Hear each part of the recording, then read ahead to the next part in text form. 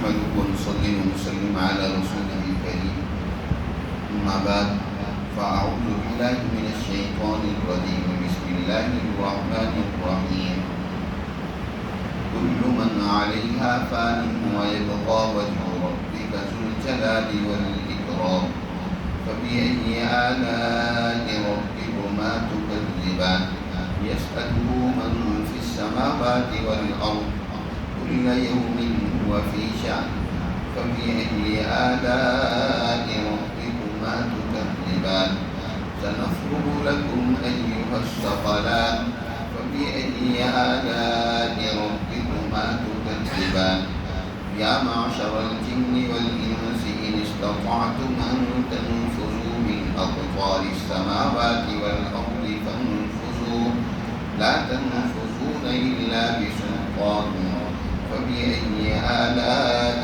ربكما تكذبان يرسل عليكما شواظ من نار ونحاس فلا تنتصران فبأي آلاء ربكما تكذبان فإذا انشقت السماء فكانت وردة كالدهان فبأي آلاء ربكما تكذبان فيومئذ لا يسأل عن ذنبه إنس ولا جان فبأي آلاء ربكما تكذبان يعرف المجرمون بسيماهم فيؤخذ بالنواصي والأقدام فبأي آلاء ربكما تكذبان هذه جهنم التي يكذب بها المجرمون يطوفون بينها وبين حميم آن فبأي آلاء ربكما تكذبان.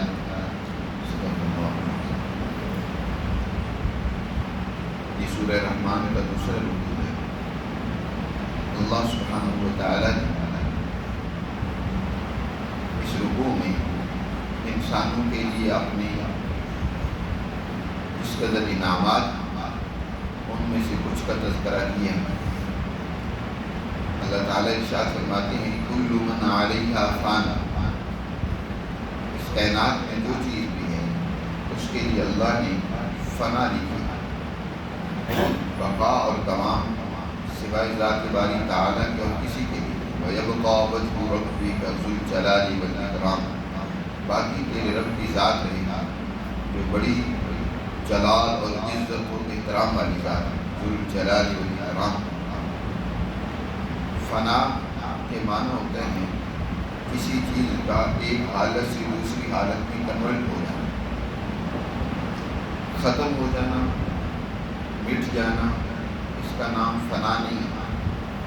اللہ سبحانہ و تعالیٰ کی یہ بہت بڑی اپنے بندوں اور مخلوقات پر ایک مہربانی و عنایت ہے کہ اس نے چیزوں کے اندر ایک تغیر و تبدل کا نظام جاری فرمایا.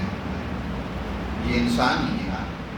اب اس انسان کو جو اللہ نے وجود عطا فرمایا, اب یہ نہیں ہے کہ یہ انسان جب اسے موت آ جاتی ہے تو بالکل ختم ہو جاتا ہے, بلکہ وہ ایک حالت سے دوسری حالت کی طرف تبدیل ہو جاتی ہے.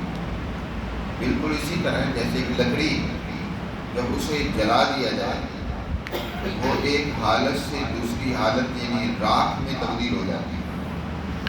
پہلے اس کی حالت ایک ٹھوس لکڑی کی تھی, جلنے کے بعد اب اس کی حالت ایک دوسری بن گئی. اس کائنات کے اندر اللہ نے کسی چیز کے لیے یہ چیز تو نہیں رکھی ہے کہ ایک ہی حالت اس کی سدا ہمیشہ برقرار رہے. اس کے اندر تغیر و تبدل آتا رہتا ہے, تبدیلی آتی رہتی ہے. آپ دیکھتے ہیں کہ اس کائنات میں کوئی چیز بھی ایسی نہیں ہے جو بیکار. قدرت کے کارخانے میں کوئی چیز بھی عبث نہیں ہے. ہر چیز ایک افادہ اور استفادے کی حالت رکھتا ہے. مثلا انسان ایک وقت میں خوراک کھاتا ہے تو اس کی ایک حالت ہوتی ہے.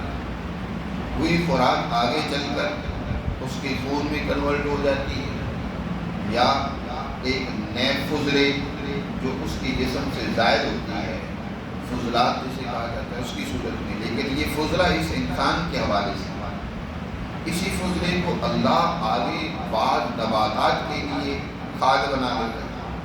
یہی جانوروں کے فضلات ہیں، انسانوں کے فضلات ہیں، یہ بہت ساری نباتات کھیتوں کے لیے ایک کھاد کی حیثیت رکھتے ہیں، ایک نئی حالت میں کنورٹ ہو کر ان کے اندر افادیت پیدا کرتا ہے۔ اسی طرح انسان جس کو اللہ نے یہ ظلمانی اور جسمانی وجود عطا کیا ہے، اب یہ اس کا وجود بھی ایک وقت آتا ہے کہ جب اس کی حالت اس قابل نہیں رہتی کہ اس کو باقی اور دوام رہے، بلکہ اب یہ حالت کا تقاضا ہوتا ہے، انسانی وجود کا تقاضا ہوتا ہے، کیونکہ انتہائی نڈھال ہو چکا ہے۔ کئی لوگ آپ نے دیکھے جو انتہائی بڑھاپے میں چلے جاتے ہیں، اب بولیں تو بولا نہیں جاتا، آنکھوں سے نظر نہیں آتا، پاؤں سے چلا نہیں جاتا، کانوں سے سنا نہیں جاتا، ہاتھوں سے پکڑا نہیں جاتا، دل وہ کام نہیں کر رہا، جگر وہ جواب دے چکے ہیں۔ انسانی یہ تمام اعضاء وہ اپنی اس مطلوبہ مقدار زندگی کو پورا کر چکا ہے۔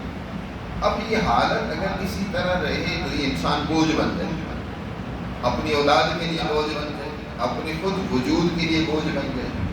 اس لیے تو کہتے ہیں کہ بعض اوقات انتہائی بڑھاپے میں یا اللہ تو اپنے پاس بلا دے تو تیری مہربانی، انسان اللہ سے مانگتا ہے کہ اب تو یہ اس حالت میں اپنی اولاد کے لیے، اپنے عزیز و اقارب کے لیے بوجھ بن گیا ہوں، میرا خود وجود تکلیف اور درد اور بے چینی سے مجھے اس قدر پریشان کیے ہوئے ہے کہ میرے لیے برداشت نہیں، تو یا اللہ تو مجھے اپنے پاس بلا لیں۔ یہ جو اللہ اس وجود پر فنا طاری کرتا ہے، اس کو ایک دوسری حالت میں انسان مرنے کے بعد ایک نئے وجود میں، ایک نئی حالت میں منتقل ہو جاتا ہے۔ موت نام ہے انتقال کا، ایک حالت سے دوسری حالت میں منتقل ہونے۔ وہ ذات جو ہر چیز کے اوپر فنا طاری کرتی ہے، ایک حالت سے دوسری حالت میں اسے تبدیل کرتی ہے، وہ کتنے بڑے انعام و اکرام مخلوقات پر کرتی ہے، اس کا کتنا بڑا انعام ہے۔ اس لیے آگے فرمایا فَبِأَيِّ آلَاءِ رَبِّكُمَا تُكَذِّبَانِ، اے جن و انسوں بتاؤ تم اپنے رب کی کن کن نعمتوں کو جھٹلاؤ گے، یہ بھی اس کی تم پر بڑی مہربانی ہے۔ اس نے تمہاری اس وجود پر فنا طاری کی اور ایک نئی حالت میں تبدیل کر دیا، یہ اس کا بہت بڑا انعام ہے۔ اس سے یہ بھی معلوم ہوا کہ ایک چیز ختم ہو جائے تو اس پر سوال ہوتا ہے کہ ختم کرنا یہ کون سا انعام ہے؟ فرمایا کہ یہ ختم نہیں ہوتا، بلکہ اس کو نئی حالت میں کنورٹ کیا، نئی صورت میں، نئی شکل دی اس کو، تو اس نئی شکل میں تبدیل کرنا یہ اللہ کا بہت بڑا انعام ہے۔ یسألہ من فی السماوات والارض، اسی سے مانگ رہی ہیں جو بھی آسمانوں میں ہے اور زمین میں۔ من فی السماوات، من ذوی العقول کے لیے آتا ہے۔ اس کائنات میں ہر ایک سائل ہے، آسمان سے لے کر عرش سے لے کر فرش تک اللہ کے بے شمار مخلوقات ہیں، فرشتے ہیں، زمین میں اللہ کے بے شمار مخلوقات ہیں، جن و انس ہیں۔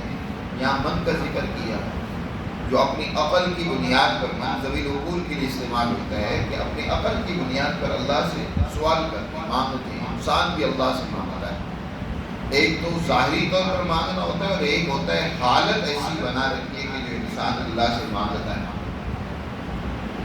بہت ساری چیزیں انسان کی ضروریات ہوتی ہیں اور انسان محتاج ہوتا ہے، اور وہ اللہ کے سامنے اپنی حالت تکففی کے ذریعے سے، اپنی اس اضطراری حالت کے ذریعے سے سوال کر رہا ہے کہ مالک ہماری ضرورتیں پوری کر۔ جیسے قرآن میں ایک دوسری جگہ پر اللہ نے ارشاد فرمایا کہ جب عورت اس کو حمل ٹھہر جاتا ہے اور پھر آہستہ آہستہ حمل بڑھتے بڑھتے وہ عورت بوجھ محسوس کرنا شروع کر دیتی ہے، فلما اثقلت دعوا اللہ ربہما، تو وہ مرد اور عورت دونوں اللہ کے حضور دعا کرتے ہیں، لئن آتیتنا هذه صالحا، فلما اثقلت دعوا اللہ ربهم عليهم آتيتنا صالحا لنكونن من الشاكرين. اللہ اگر یہ تندرست صحت مند تو نے ہمیں اولاد عطا فرمائی تو ہم تیرے شکر گزار بندے بن کر زندگی گزاریں. تو اللہ سے مانگ رہے ہیں، انسان بھی مانگ رہا ہے، جنات بھی مانگ رہے ہیں، اور وہ اللہ کل یوم هو فی شان، ہر آن، ہر گھڑی، ہر لمحہ، ہر وقت، ہر زمانہ اس کی نئی شان کے ساتھ ظہور پذیر ہوتا ہے. اللہ ہر وقت ایک نئی شان ہے. یوم کا اطلاق دن پر بھی ہوتا ہے، ہر دن ایک نئی شان کے ساتھ ظہور ہوتا ہے. یہ لیل و نہار کا تغیر، ہر ایک زمانہ انسان کے اندر، انسان کے لیے اس میں بے شمار نئی چیزیں ہوتی ہیں. یہ جو نیا زمانہ ہوتا ہے، نئے حالات ہوتے ہیں، یہ اللہ کی ایک شان ہوتی ہے جو ان نئے حالات کی صورت میں ظاہر ہوتی ہے. شان اللہ کی وہ تجلی، اللہ کا کہ وہ افعال جو ایک نئے زمانے، نئے دور، نئے دن کی صورت میں ظاہر ہوتا ہے. یوم ایک دور کو بھی کہا جاتا ہے. ایک دور تھا انسانیت پر، جیسے حضرت آدم علیہ السلام پر دور گزرا ہے، ابتدائی زمانے کا دور ہے جی. انہیں ضرورت کی چیزیں عام طور پر سکھلا دی گئی جس سے وہ اپنا کام کاج لیتے. پھر انسانیت آگے بڑھتی چلی گئی اور اس کی ضرورتیں اور تقاضے بڑھتے چلے گئے، تو اللہ نے اس نئے دور اور نئے ضرورتوں کے مطابق اللہ نے انسان کو الہام کیا اور اس کے لیے وسائل پیدا کر دیا. یہاں تک کہ نبی کریم صلی اللہ علیہ وسلم جب تشریف لائے تو انسانیت ایک بین الاقوامی سلسلے میں جڑ چکی تھی. تو اللہ نے ساری انسانیت کی طرف حضور نبی کریم صلی اللہ علیہ وسلم کو نبی بنا کر مبعوث فرمایا. پھر اس کے بعد بھی اسی طرح ادوار بدل رہے ہیں. 100 سال بعد ایک تبدیلی آتی ہے، جیسے آپ نے فرمایا ہر 100 سال بعد ایک ایسا اللہ مجدد پیدا فرماتا ہے. ان اللہ یبعث علی کل رأس 100 سنۃ من یجدد لها دینها، کہ تمہارے اس دین کے اندر جو خرابی پیدا ہو رہی ہوتی ہے اس کی تجدید کرتا ہے. 100 سال بعد، 500 سال بعد بعض اوقات ایک تبدیلی آتی ہے. 1000 سال بعد ایک نیا زمانہ ایک نئی شان کے ساتھ ظہور پذیر ہوتا ہے. ایک دور تھا ہاتھوں سے صنعت کا، انسان ہاتھوں سے چیزیں بناتا تھا. پھر دور آیا مشین کا. اب دور اس سے بھی آگے بڑھا ڈیجیٹل کا. یہ جو دور بڑھ رہے ہیں، تبدیل ہو رہی ہیں، یہ بھی ایک نئی اللہ کی شان ہے جس کا اظہار ہو رہا ہے. تو فرمایا کل یوم هو فی شان، ہر زمانہ وہ اللہ کی نئی شان کے ساتھ ہے کہ اللہ اپنی نئی شان کے ساتھ ہر زمانے میں جلوہ افروز ہوتی ہے. فبأي آلاء ربكما تكذبان، تم اپنے رب کی اور کون سی نعمتوں کو جھٹلاؤ گے. سنفرغ لكم أيها الثقلان، اور عنقریب ہم متوجہ ہوں گے تمہاری طرف اے دو بوجھل مخلوقات، اے بوجھ رکھنے والی مخلوقات، یعنی اے جن و انس.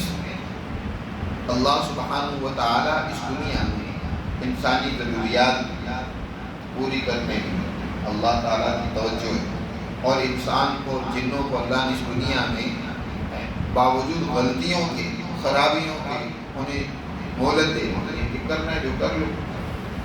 اور ایک وقت اللہ نے وہ مقرر کر رکھا ہے کہ اب بس وہ مہلت ختم ہو گئی، جب جو کرنا ہے کر لو.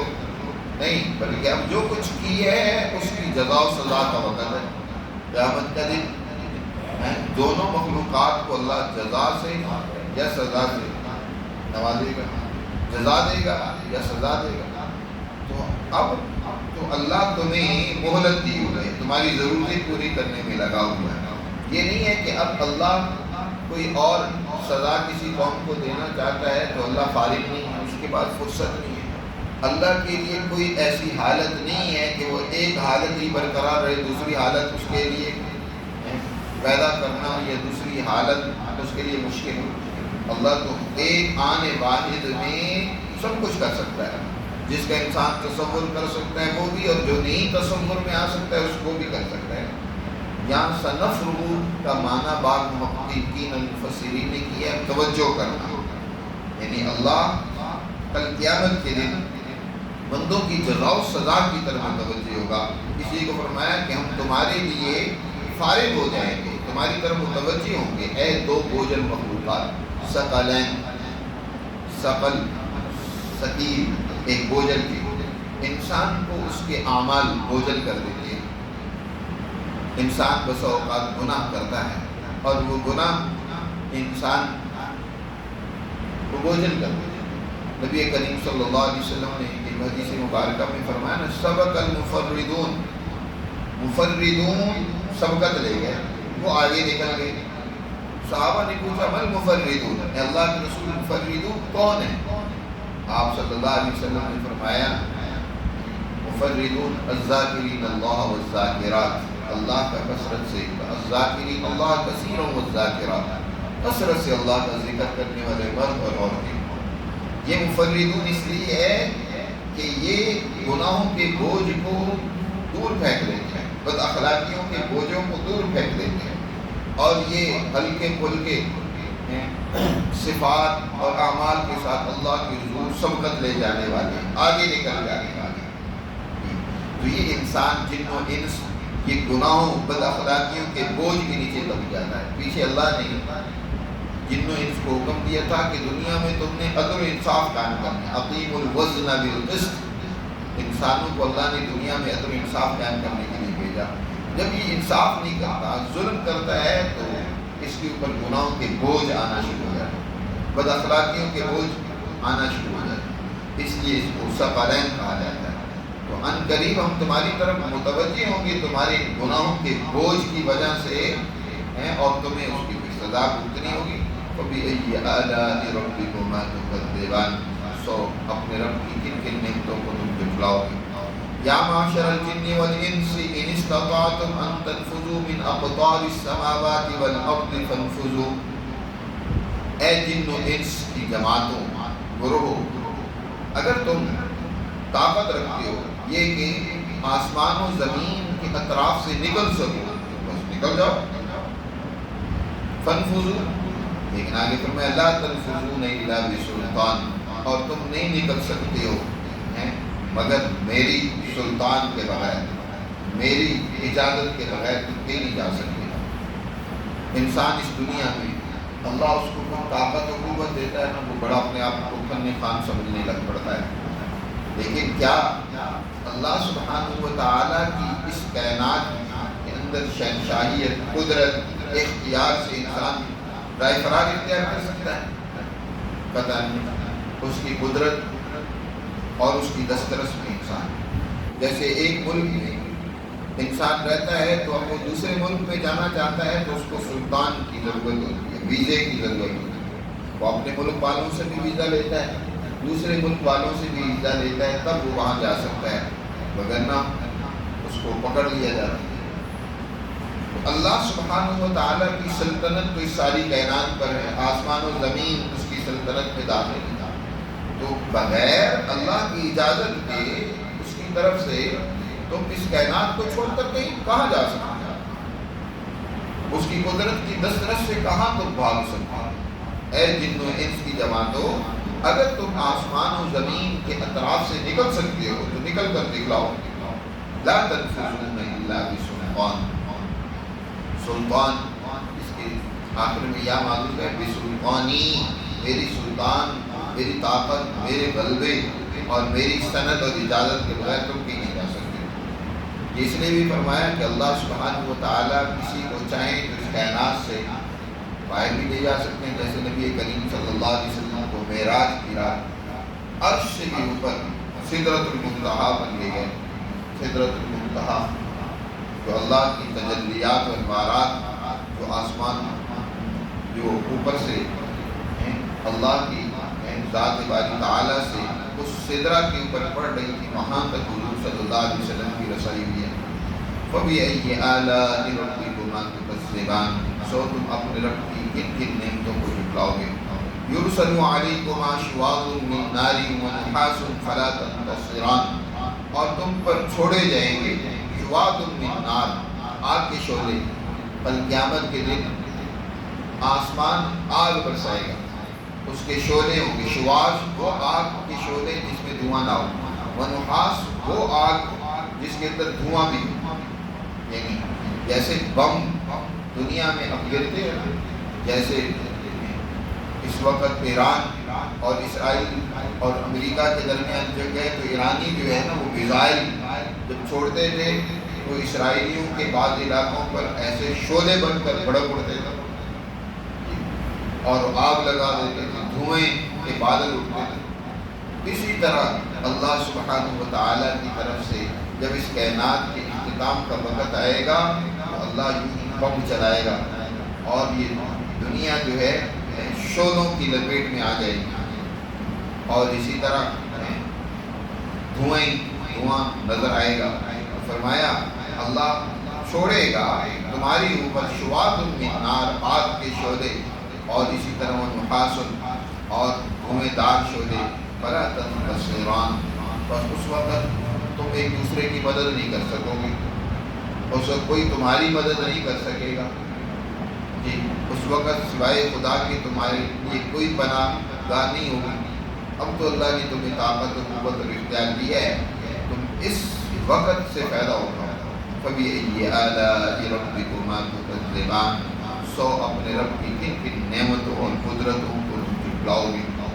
فَإِذَا انشَقَّتِ السَّمَاءُ، ایک وقت آئے گا کہ یہ آسمان پھٹ جائے گا، یہ آسمان جو اپنی اتنی وسعتوں کے ساتھ تمہیں نظر آ رہا ہے اتنا مضبوط، لیکن ایک وقت آئے گا یہ آسمان ٹکڑے ٹکڑے ہو جائے گا، اور ایسا ہو جائے گا یہ جیسے فقالت بردۃ الدہان، یہ چمڑا جیسے سرخ چمڑا ہوتا ہے نا جسے رنگا جاتا ہے اس کی طرح گلابی ہو جائے گا، یا دہان تیل کی تلچھٹ کو بھی کہتے ہیں کہ جب اسے خوب گرم کیا جاتا ہے تو اس کی رنگت بدل جاتی ہے، تو اس کی طرح بردۃ الدہان، گلاب وردہ کہتے ہیں گلابی، گلاب کے پھول کو جیسے اس کا رنگت ہوتی ہے یا اس سے ملتی جلتی رنگت، اس طرح کا یہ آسمان ہو جائے گا اس وقت۔ بدہان فَبِأَيِّ آلَاءِ رَبِّكُمَا تُكَذِّبَانِ، سو تم اپنے رب کی کن کن نعمتوں کو جھٹلاؤ گے۔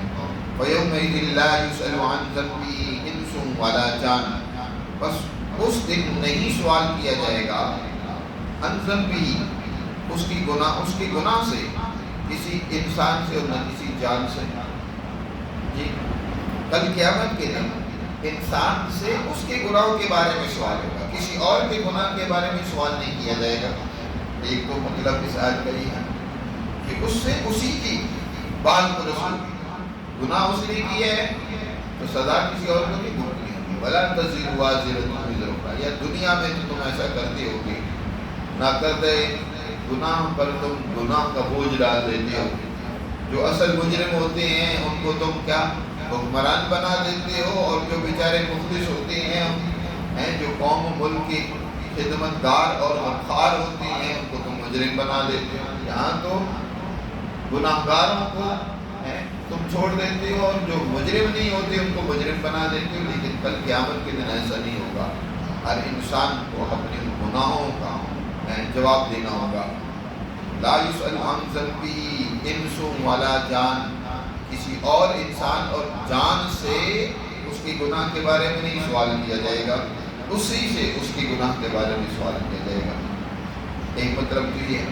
دوسرا مطلب یہ ہے کہ اس سے یہ سوال نہیں کیا جائے گا کیا تم نے یہ گناہ کیا ہے، یہ جرم کیا ہے، وہ تو واضح ہوگا جرم اس کا، انسانی اعضاء اس کے نوشتہ جات وہ سب بول بول کر بتا رہی، انسانی اعضاء ان پر گناہوں کے اثرات نمایاں نظر آ رہے ہیں۔ یہ نہیں پوچھا جائے گا کہ یہ کیا تو ہے تم نے گناہ یا نہیں کیا، بلکہ یہ سوال کیا جائے گا کیوں کیا، تمہیں روکا تھا، منع کیا تھا کہ یہ تم نے کام نہیں کرنا، پھر کیوں کیا تھا، یہ سوال کیا جائے گا۔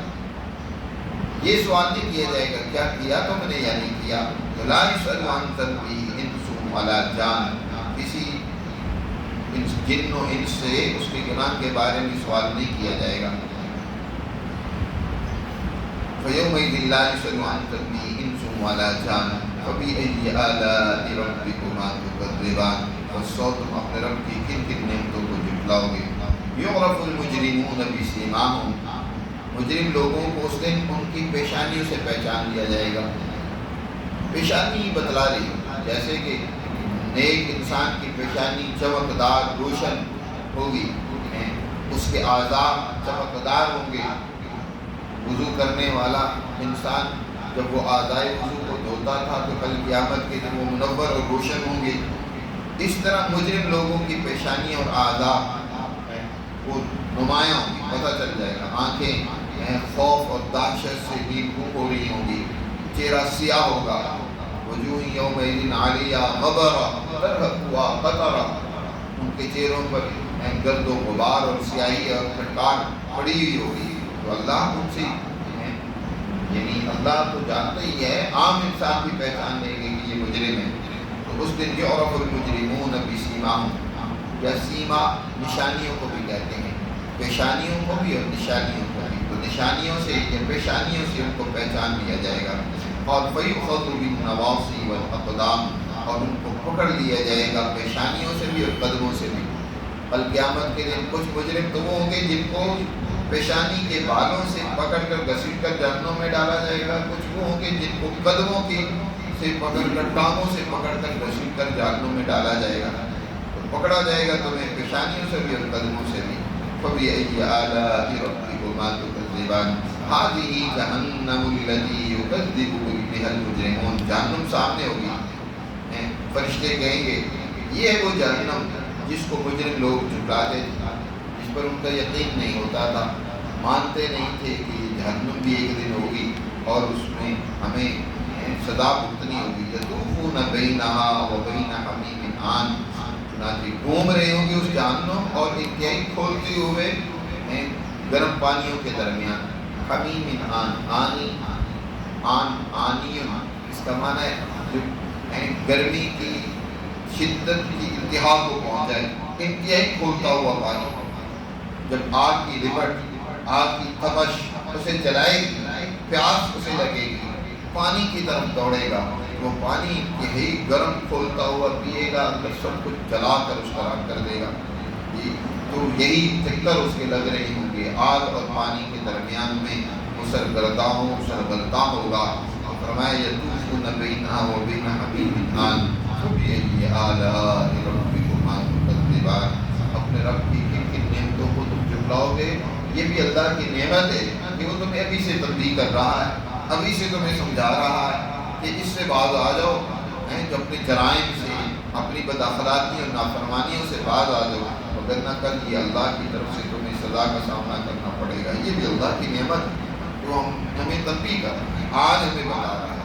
تو اپنے رب کی کن کن نعمتوں کو جھٹلاؤ. یہ نہیں ہے کہ جہنم کوئی اللہ کی نعمت ہے، وہ تو اللہ کی عذاب کی جگہ ہے، لیکن اس کا تذکرہ اللہ کی بہت بڑی نعمت ہے کہ اللہ نے آج ہمیں جہنم اور ان کے عذاب سے خبردار کر دیا ہے کہ انسان اپنے آپ کو گناہوں سے بچا لے اور آپ ان سزاؤں سے بچنے کی فکر کریں. اللہ ہمیں سمجھ نصیب فرمائے اور اپنے احکامات پر عمل